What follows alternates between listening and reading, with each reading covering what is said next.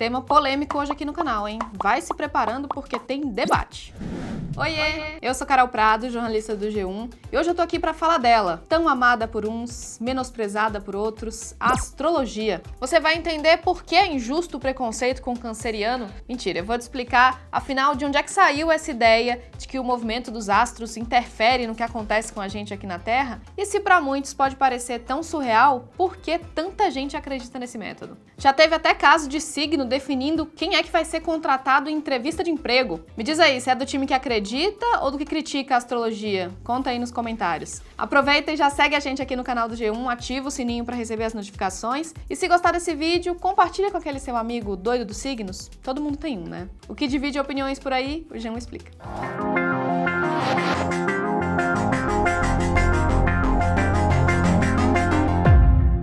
Você sabia que há muito tempo astrologia e astronomia andavam juntas? Era tudo praticamente a mesma coisa. Hoje rola um climão aí entre essas duas áreas, mas daqui a pouco eu falo disso. Bom, interpretar os sinais dos céus não é uma modinha nova.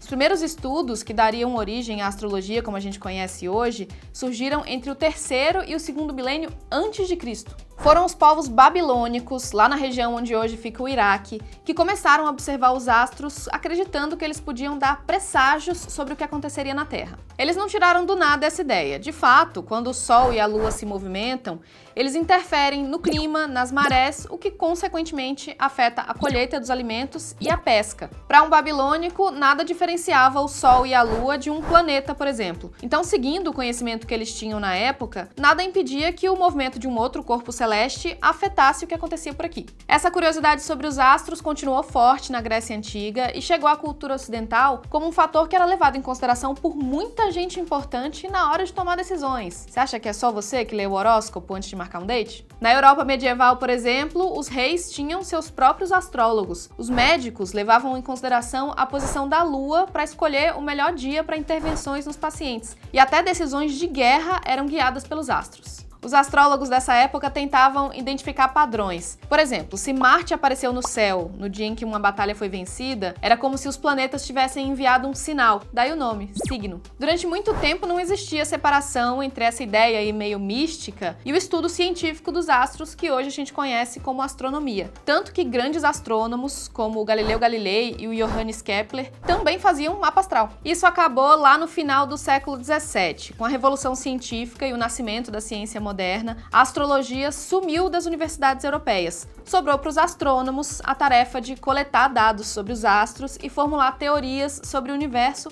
mas sem relacionar essas teorias com eventos do dia a dia das pessoas aqui na Terra. Sobre a astrologia, nenhum estudo científico demonstrou até hoje a eficiência dela para definir traços de personalidade, nem para fazer previsões. Mesmo assim, existe uma linha de pensamento que acredita que a astrologia é sim uma ciência baseada na mecânica dos astros e em estatísticas. Eu conversei sobre isso com uma astróloga, a Nay Tomaino, e perguntei o que ela acha.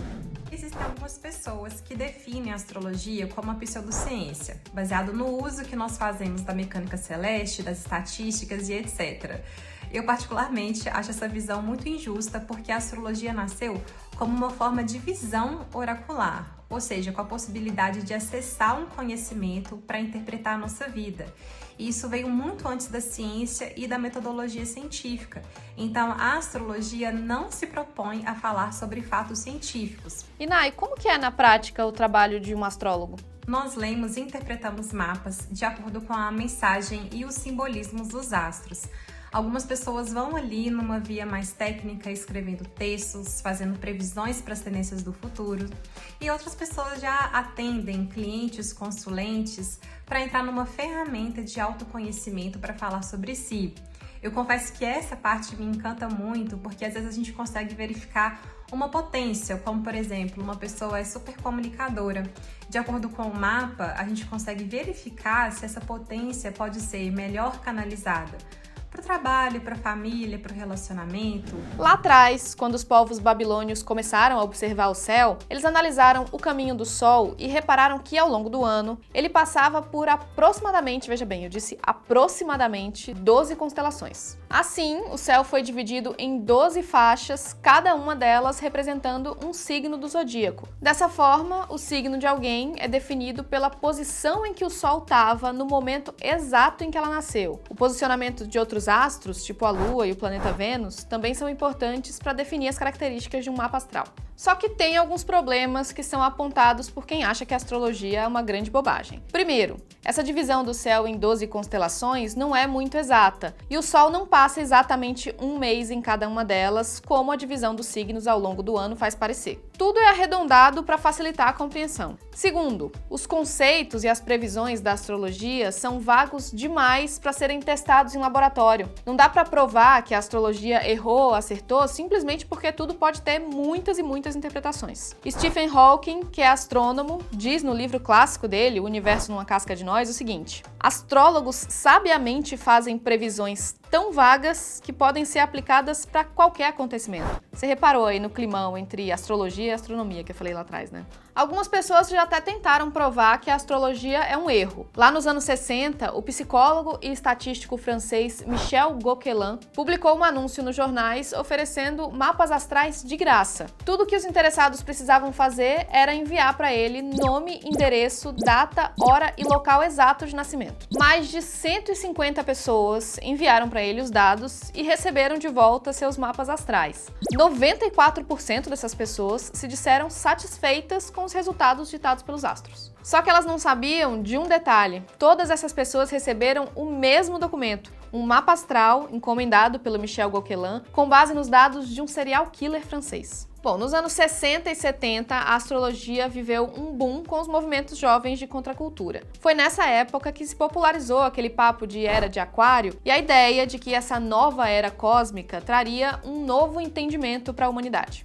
Acredite você ou não nesse tipo de coisa, o fato é que mais recentemente os astros voltaram com tudo e penetraram na cultura da internet. A facilidade de hoje em dia para fazer um mapa astral ou para ver seu horóscopo online, a cultura dos memes, a incerteza sobre o futuro que faz muita gente se apegar a esse tipo de coisa para ter esperança. Tudo isso colocou os signos de volta no auge. Nos Estados Unidos, uma pesquisa de uma consultoria de tendências feita em 2017 mostrou que 30% da população acredita em astrologia. A estimativa é de que o número de pessoas que não acredita tanto assim, mas dá aquela checadinha no horóscopo só por garantia, seja ainda maior. Eu mesma aí. É nesse cenário que surgem situações como essa aí. Gente que levou fora por causa de signo, gente que escolhe roommate com base em signo e até mapa astral sendo usado como critério em entrevista de emprego. O que você acha disso? Você acha que faz sentido? Não dá mesmo pra confiar em geminiano? Ou você tá aí pensando agora, onde é que esse mundo vai parar? Essa discussão rende muito e eu quero saber a sua opinião, comenta aí por favor. Se gostou desse vídeo, não esquece de deixar seu joinha, compartilha também com os amigos. Que os astros estejam sempre ao nosso favor. Um beijo e até a próxima.